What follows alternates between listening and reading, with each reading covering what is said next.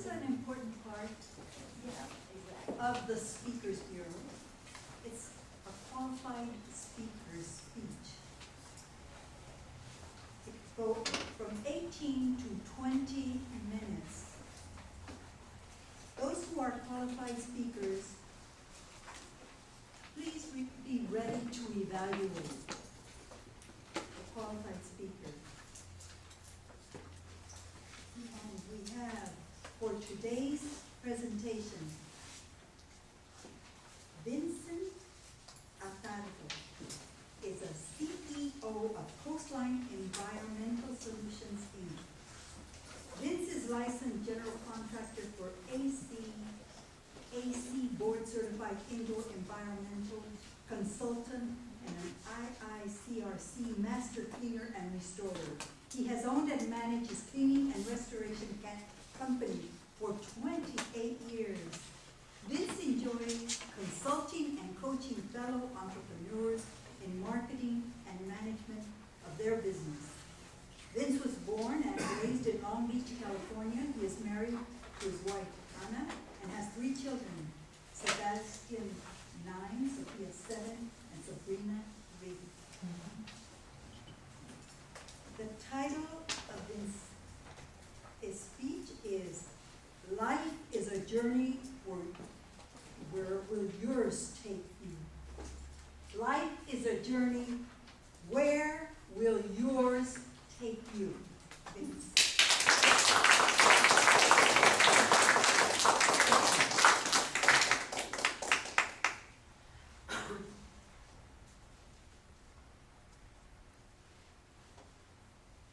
How do we overcome obstacles that life brings our way? How many of you in the room, with a show of hands, can share with me and believe that you have challenges every day in life like everybody else? Fellow Toastmasters and most welcome guests, my name is Vincent Atardo, and I'm going to be sharing with you tonight a little about my history, about my life, and the challenges and obstacles I've learned to overcome, and how you can turn negative moments of truth into positive, life-changing events that not only affect your life, but affect the lives of others that you encounter and associate with. I was born in Long Beach, California, just 30 minutes east of here, St. Mary's Hospital.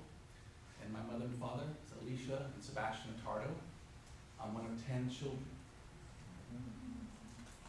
I have to take a breath and think about that. One of 10 children. My father was a senior flight engineer. In fact, he flew out here at LAX for 30 years, big Boeing 747s. Towards the last 10 years of his experience, he got to choose the flights he went to, and of course it was always to Hawaii. But all through that time, he started as military and worked on a mail plane and worked his way up to the big planes. But all through that time, my father would be gone 2 weeks every month. So my mother, she ran the whole family unit. 8 boys, 2 girls.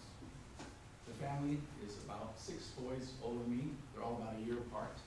Then there's the 4 young ones. That's where I come in.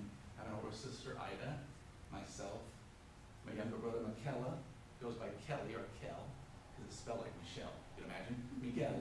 And then the youngest is Mariana. She goes by Mariana. So the age is the highest, 62. The youngest is 49. I'm 51. And as it's been mentioned, I've been running my business for 28 years. And as I get into that, you'll see my life unfold before you. My mother was my angel. She was my coach. Not only was she my coach, but she was the coach of the 8 other brothers. Could you imagine having 8 boys? You become a coach very good and a very effective one. She wasn't a man. She didn't have brute strength, but as the former speaker, she had the big important tool that the home engineer has, the mind, how to use it. Was she a leader? I determine a leader by how many people are following you. Yes, if you're an effective leader, you have people following you. Same with having a blog or anything else. If people are following you and you're putting butts in the seat, as they call it, you're an effective leader. No matter how much you think you are, it's based on your actions. And my mother took action. She was amazing. Now, my dad was amazing as well, and they were both very into the community, which I learned to be very first woman scoutmaster in the country. Bible study leader. Got up super early in the morning to the produce market, took us 4 little ones with her. She took us all to church. She dragged us all to church, but I forgot one important thing. She was also a Silver Beaver Award recipient, and my father. So tell us a little bit about my parents, because not too often you have both spouses in the wonderful world of scouting, as my mother called it, both earning the Silver Beaver. That's the highest award you can receive as a scouter. That's given to you by other fellow scouters that recognize you for your work and your hard efforts. But we're a good Catholic family, 8 boys, 2 girls. It's either Catholic or Mormon, usually that. Or insanity, one of the 2. We went to church every Sunday, like a good Catholic family. All 8 boys, all children, 8 boys, 2 girls. And we filled the whole front row. But we didn't just do it every Sunday. We did it every day of the week. 6 days a week, no. 5 days a week, Monday through Friday, 6 a.m. service. I'm going to repeat that for you, those who didn't hear it back. 6 a.m. service. I was chatting with my wife as she heard me give this presentation, and she said, did you ever think of how much effort it takes to get all those kids, not alone just yourself, to church every morning at 6 a.m.? Never gave it a thought. Of course, I'm a man. What would I know? I just, it happened, right? Well, tremendous effort. I didn't even know on it, just recently. Just the other day, when I was speaking the speech, my wife brought that point to me, and I thought, wow, I better stop there and pause for a second and let the people really absorb what kind of effort that takes for someone to do that. And I remember distinctively parishioners coming up to my mom all the time, because we sat in the front row, and we weren't early, we were late a lot of times, but we were there, and we were well behaved. So we were told. I never thought that we were well behaved, but I believe we were self-policed by each other as children. But they would come up and say, hey, how do you do it? How do you not only get them here, but they're all being so well behaved? And I talked to my sister about it, and she said, yeah, Vinny, don't you remember when we used to go camping, people would come up to my mom and ask her how the kids were so well behaved? I never really gave a thought. But as I'm speaking here in front of you, it's very, very evident in my mind that I had a very special mom. And so as she is my coach, and as I say she is my angel, I truly mean that. Now there was a lot of love in our family, as you can tell.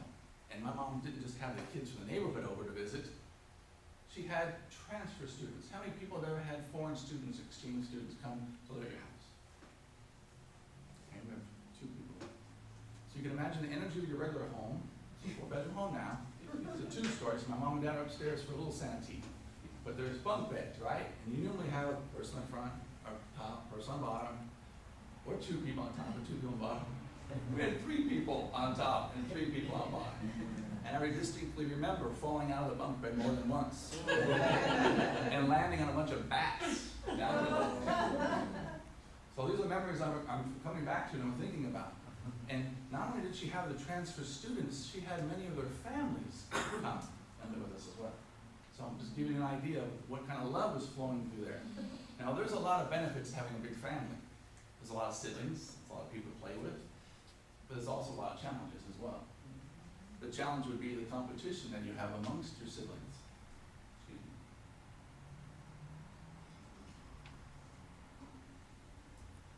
So with having those challenges of the everyday life at home, and it was daily life was a challenge, I reflect on the fact that my mom broke away from the mold of our family to give the love and attention to the other family, but at the same time not forgetting the fact that we're all still very needy because the age group was so vast. But my problems didn't just stop with the family. At 2 years old, I had a learning disability. I went to St. Joseph's Parochial School, and I was reading out loud in class. The teacher noticed that I was missing some words or sentences. So what's going on? That kid's not getting his homework done. He's not doing well. You know, is he challenged? Is he stupid? What's going on? So I had to go to another school because they realized I did have a difficulty learning. I had what's called dyslexia, as well as I had ADD, and in my particular case, ADHD.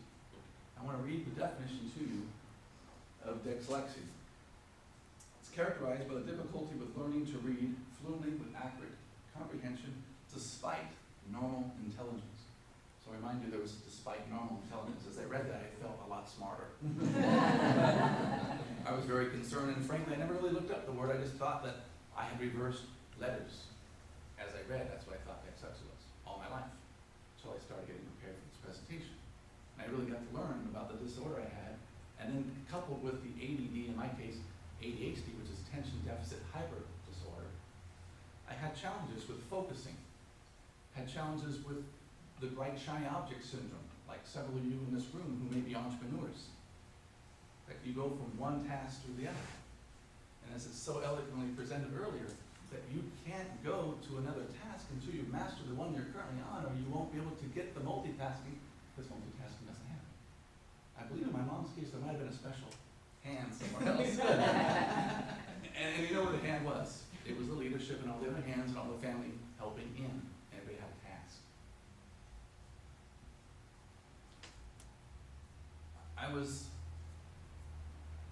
very, very disturbed that I had this issue because a bus came to pick me up at my house.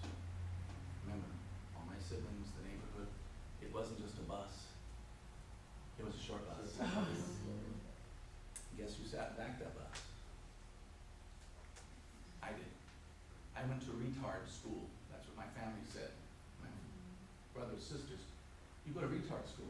Because I went to a special school called Huntington Academy for me, for my disabilities, to learn. And there are other folks there that had other disabilities. So I spent a lot of time learning through a magnifying glass. And my issue was when I would write the alphabet or a circle, for example, the normal person, if there is such a thing as a normal person, would start at the top and end at the top. I would start at the left or to the right, and I would never finish the circle. So I did do a lot of work, and I missed a lot of school. The benefit is I have better than normal vision. 20/20 is good vision. I have 20/15 vision. Or at least I did that. So there was a good side. The negative side is I had to stay back a whole year. So I missed second grade, so I got to repeat it. Lucky for me. Keep that in the back of your mind that I've now missed a year of school. I'm growing up now with kids younger than I am. Most of my friends are kids older than I am. This is only second grade, but it's effective because it keeps going as I grow older.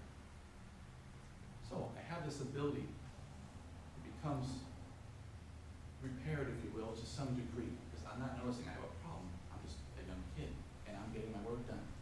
My bigger problem was the ADHD, because as I'm going through school, I'm having other challenges interacting with other children. And time goes on. Another school, another year. Before I know it, I'm at fifth grade. I'm smoking cigarettes in fifth grade. Smoking cigarettes in fifth grade for a short period of time. But I'm carrying around in sixth grade in my crayon box because I think it's cool. Now, in the 60s, 70s,